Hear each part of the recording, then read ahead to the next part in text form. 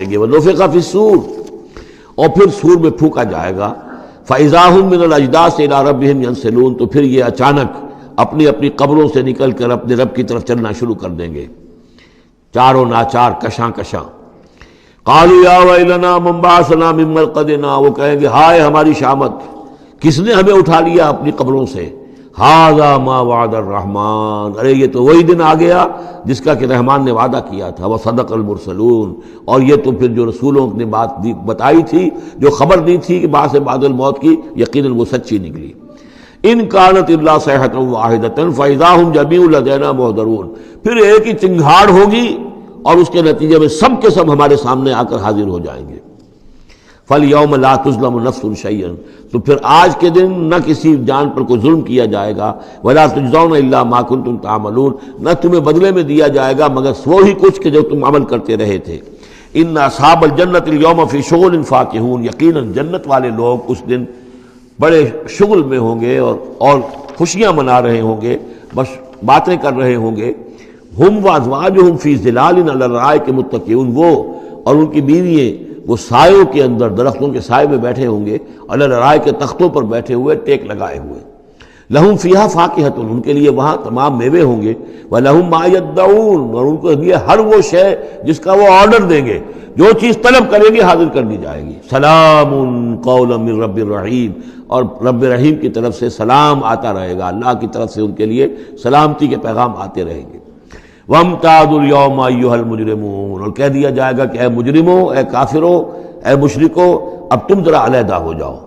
وَامْتَازُوا الْيَوْمَ، علیحدہ ہو جاؤ۔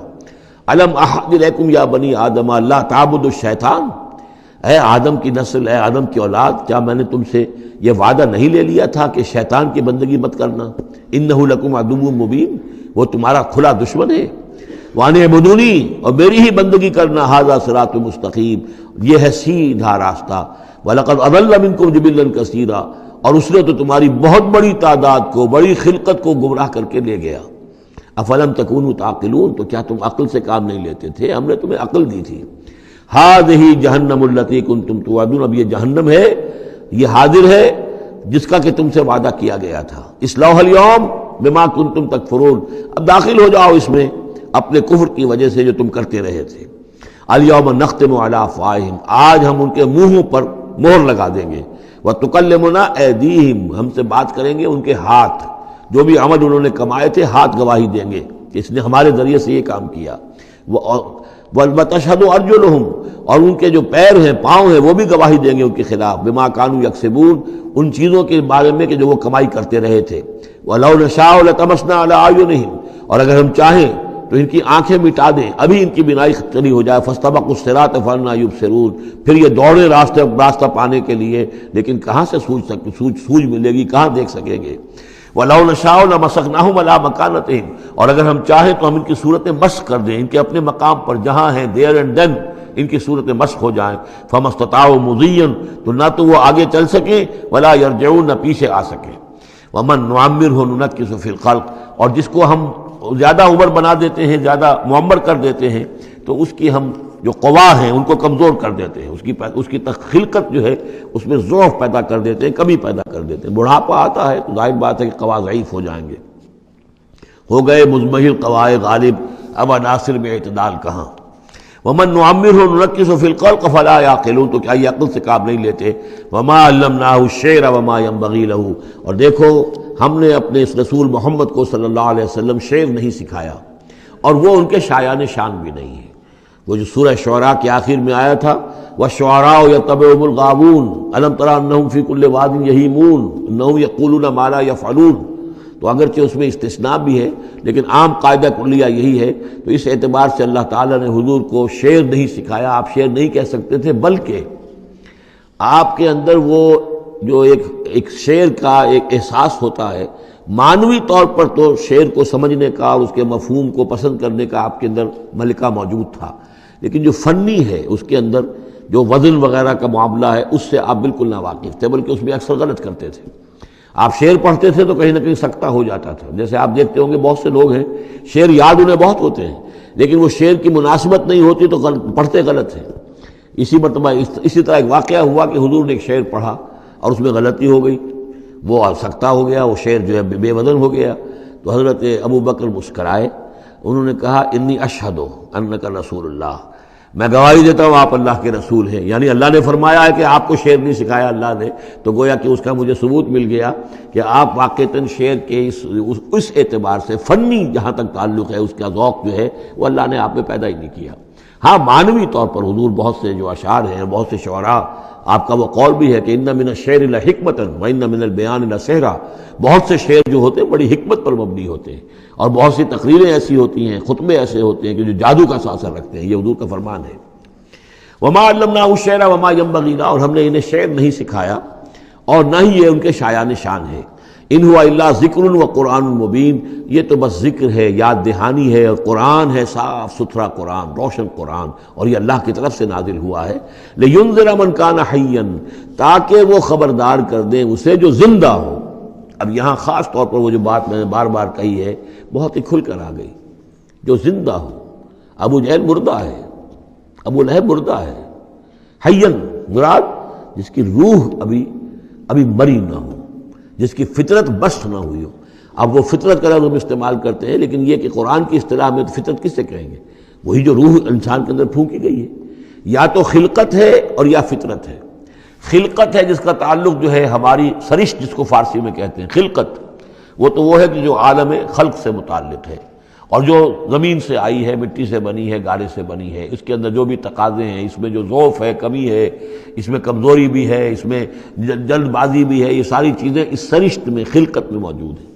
فطرت وہ ہے وہ روح جو اللہ کی طرف سے آئی ہے، فطرت اللہ التی فطر الناس علیہا، وہ فطرت جو ہے اس کے اندر کوئی کمزوری نہیں ہے، کوئی وہ نہیں ہے، وہ اعلیٰ شے ہے، وہ عالم بالا سے آئی ہے۔ تو یہاں یہ فرمایا گیا لینذر من کان حیا، جس کا دل زندہ ہے، جس کی روح بیدار ہے، تاکہ خبردار کر دے اس کو جو زندہ ہو۔ وَيَحِقَّ الْقَوْلُ عَلَى الْكَافِرِينَ، اور کافروں کے اوپر پھر جو ہے قول واقع ہو جائے، یعنی وہ مستحق ہو جائے عذاب کے۔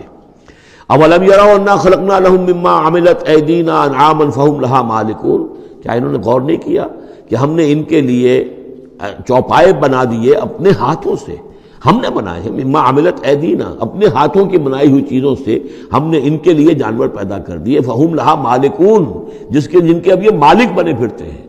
یہ بھینسیں ہیں، میں اس کا مالک ہوں، یہ گائے ہیں، یہ میں مالک ہوں، یہ ریوڑ ہے بکریوں کا، ان کا میں مالک ہوں، یہ گھوڑا ہے، میں اس کا مالک ہوں۔ بنائے کس نے؟ اللہ تعالیٰ نے۔ اولم یروا انا خلقنا لهم مما عملت ایدینا، تخلیق تو ہماری ہے، انعامن چوپائے بنائے ہیں، فہم لہا مالکون، وہ اس کے مالک ہیں، وَذَلَّلْنَاهَا لَهُمْ فَمِنْهَا رَكُوبُهُمْ وَمِنْهَا يَأْكُلُونَ، اور ہم نے ان کو مطیع کر دیا ہے، مطیع فرمان کر دیا ہے۔ کس طریقے سے یہ بھینسیں ہیں اور گائیں ہیں اور اونٹ ہیں اور جانور ہیں، وہ انسان کے کام آ رہے ہیں، انسان کے جو مختلف مقاصد پورے کر رہے ہیں۔ فَمِنْهَا رَكُوبُهُمْ، ان میں سے وہ بھی ہیں جن پر وہ سوار ہوتے ہیں، وَمِنْهَا يَأْكُلُونَ، ان میں سے وہ بھی ہیں جن کا گوشت وہ کھاتے ہیں، جو ان کی غذا بنتی ہے۔ وَلَهُمْ فِيهَا مَنَافِعُ وَمَشَارِبُ، اور ان کے لیے اس میں اور بھی بہت سی منفعتیں ہیں۔ کھالوں کا کیا کچھ بناتے ہیں، بالوں کا کیا کچھ بناتے ہیں، بالوں سے کمبل بناتے ہیں، کھالوں سے خیمے بنا لیتے ہیں، کھالوں سے جوتے بنا لیتے ہیں، چمڑوں سے کیا کچھ بن رہا ہے، اور بہت سی چیزیں جو آج کل تو آپ کو معلوم ہے کہ ان جانوروں کی کوئی ایک شے بھی، اب تو خون بھی ضائع نہیں جاتا، اس کو بھی محفوظ کر لیا جاتا ہے۔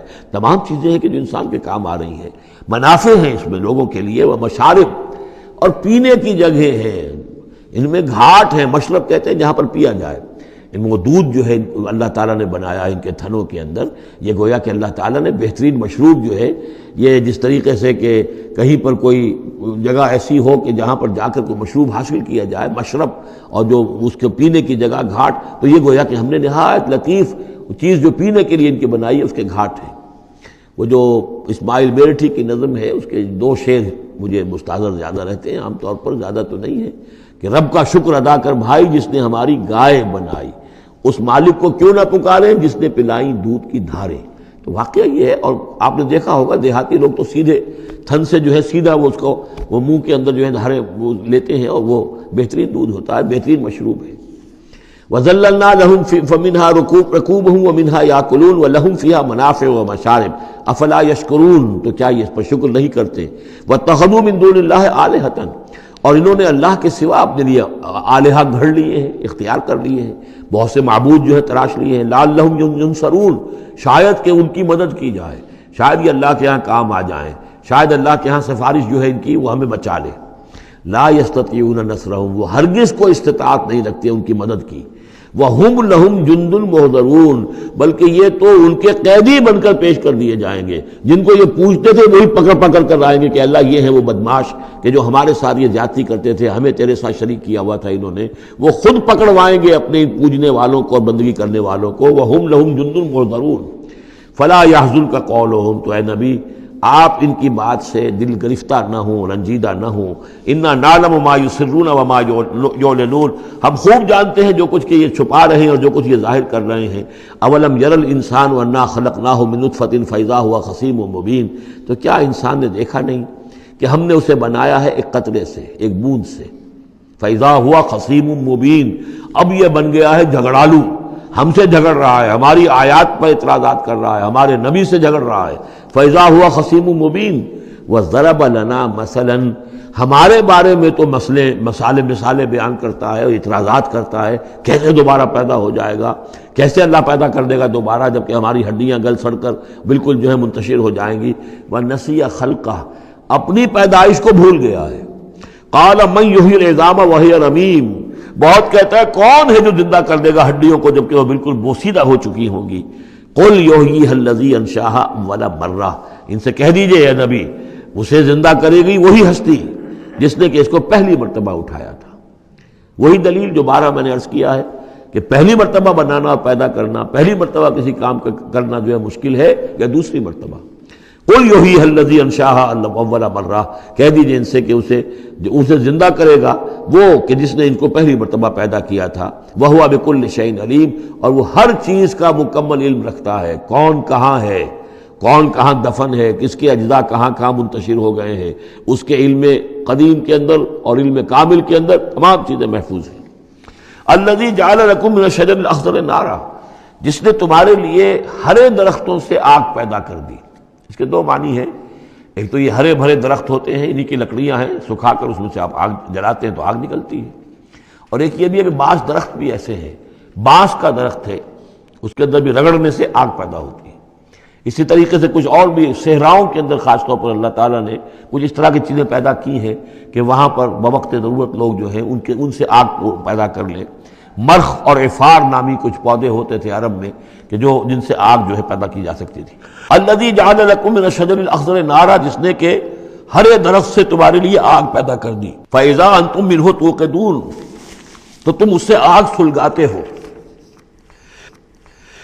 اولیس الذی خلق السماوات والارض بقادر علی ان یخلق مثلہم، تو کیا بھلا وہ ہستی جس نے آسمان اور زمین بنائے وہ اس پر قادر نہیں ہوگی کہ ان جیسی مخلوق دوبارہ پیدا کر دے۔ الا یخلق مثلہم، یہ ذرا نوٹ کیجئے یہاں پر، ہمیں جب دوبارہ پیدا کیا جائے گا تو بین ہی یہ جسم نہیں ہوں گے، اس جیسا جسم دیا جائے گا۔ مثل یہ کئی مرتبہ قرآن میں آئے گا، اور اس کی بات جو توجیہ جو سمجھ میں آ جائے گی آپ کے آسانی سے کہ میرا یہ جسم جو ہے یہ بھی مسلسل بدل رہا ہے، میری کھال کے اوپر سے سیلز اتر رہے ہیں، نئے بن رہے ہیں، میرے خون کے جو خلیات ہیں ریڈ اور وائٹ بلڈ کارپسل وہ بڑھتے جا رہے ہیں اور بن رہے ہیں۔ تو گویا کہ جو کچھ میں آج ہوں 10 برس پہلے وہ جسم میرا نہیں تھا، وہ جسم جو ہے وہ ختم ہو چکا ہے، اس کی جگہ نیا جسم بن چکا ہے، اور اس جسم کے اندر جو تغیرات آ رہے ہیں، جوانی میں اس کی کچھ کی کیفیت اور تھی، بڑھاپے میں اور ہے، تو بعین ہی یہ جسم نہیں ہوگا بلکہ اس جیسا جسم دیا جائے گا کہ جیسے جسم سے ہم نے نیکیاں یا بدیاں کمائی ہیں اسی طرح کے جسم کے ذریعے سے ہمیں اس کا بدلہ دیا جائے گا۔ تو یہ مثلہم ہے، الا یخلق مثلہم، ان جیسے انسان پیدا کر دے۔ اور اس میں یہ شکل بھی ہے جیسا کہ حضور کا ایک مرتبہ ایک لطیفہ ہی سمجھ لیجئے کہ حضور کے پاس ایک بہت بوڑھی خاتون کوئی آئی اور انہوں نے کہا کہ حضور دعا کیجئے اللہ تعالیٰ مجھے جنت میں داخل کرے۔ تو حضور نے فرمایا کہ بڑی بھی جنت میں بوڑھی عورتیں تو نہیں جا سکتی۔ اب وہ بیچاری سیدھی سادھی کوئی بدو عورت ہوگی کوئی، تو بہت اس کو رنج ہوا اور بہت افسوس کہ بوڑھی عورتیں جنت میں داخل نہیں ہو سکتی، تو اس کا مطلب یہ کہ پھر میں تو نہیں داخل ہو سکتی۔ تو پھر آپ نے فرمایا نہیں، تمہیں جوان کر کے داخل کیا جائے گا، جب تمہیں پیدا کیا جائے گا تم جوان ہوگی پھر۔ تو اس حوالے سے سمجھ لیجئے کہ جو ہے وہ تخلیق ثانی جو ہے بعین ہی وہی جسم جو آج میرا ہے، یہ تو جسم میرا کل نہیں تھا، اور یہ میرا جسم جو آج ہے وہ کل نہیں ہوگا، اس میں تغیر و تبدل ہو رہا ہے، مسلسل ہو رہا ہے، مسلسل ہو رہا ہے۔